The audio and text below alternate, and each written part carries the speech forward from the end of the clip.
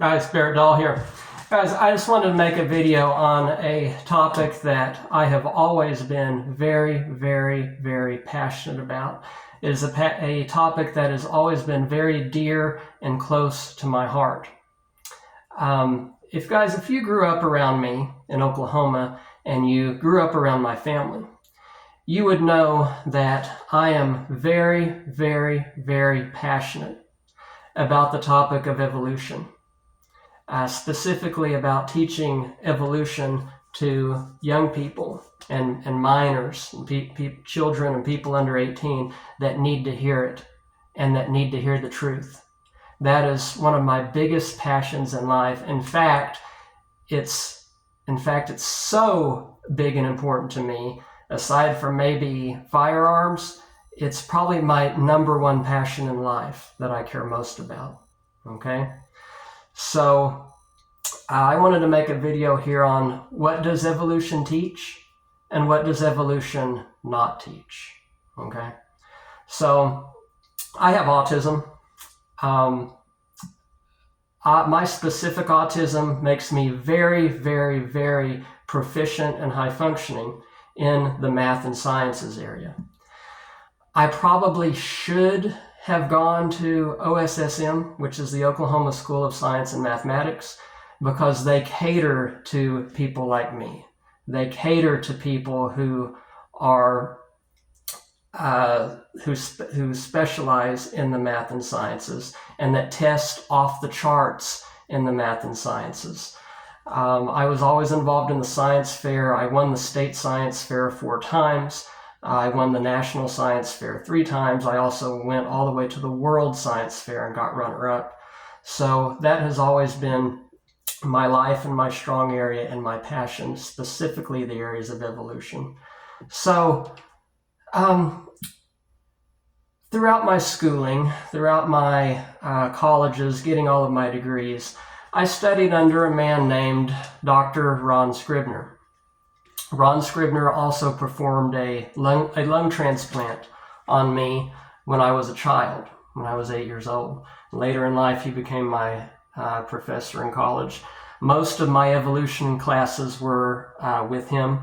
Some of them were with another scientist named Dr. Anthony Stancampiano, who is a very famous zoologist in Oklahoma, but most were with Professor Scribner.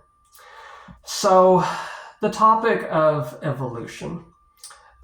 First off, what exactly is evolution? Evolution is small changes in the genetic sequence over long, long periods of time. Something that we call gradualism. All of evolution revolves around the topic of gradualism, the concept that it is slow, but constant, okay? So all of the modern day textbooks list evolution as a scientific fact. None of them list evolution as a theory. It being a theory, that was thrown out after the discovery of the DNA double alpha helix. Ever since the DNA double alpha helix was discovered by Watson and Crick, that solidified biological evolution and the fact that we evolved from other species. That solidified that as a scientific fact. So all of the modern day textbooks list it as a scientific fact. And that is rightfully so. Okay? So, things that we do know about evolution. And also misconceptions. Humans are not monkeys. We have nothing to do with monkeys. Monkeys have tails. They were never knuckle walkers like our immediate ancestors. We have nothing to do with monkeys. That is a different synapsomorphy and a different symplecomorphy in our cladistic scale. Humans are actually apes. We are one of the 5 groups of apes. The groups of apes are us, gorillas, gibbons, chimps, and orangutans. Those are the 5 groups of apes. So we have nothing to do with monkeys. Humans are part of the ape family. that we do know. The genetic makeup of a male human and a male chimpanzee is 77 times more similar than a male human and a female human. Male chimp and a male human, 77 times similar than a male human and a female human. So many times in evolution, gender overrides species. That is how strong the concept and the facts of evolution are. What we do know is that all of life originally began in the water. All life started underwater until something called the embryonic egg. Embryonic egg is what allowed animals to eventually become terrestrial and life to become terrestrial and come onto land. If it was not for the evolutionary adaptation of the embryonic egg, all of life today would still only exist underwater.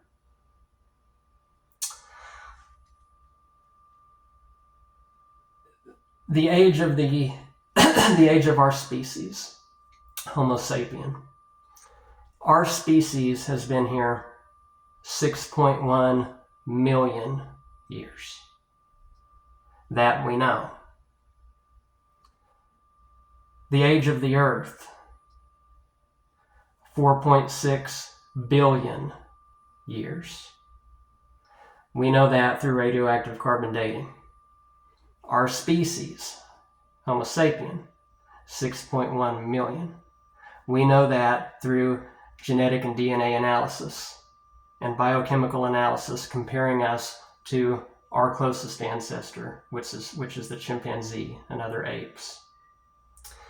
The age of the universe. Nobody knows that. Nobody knows. I don't know. My teacher, Ron Scribner, doesn't know. Stephen Hawking doesn't know. Dr. Stan Campiano doesn't know.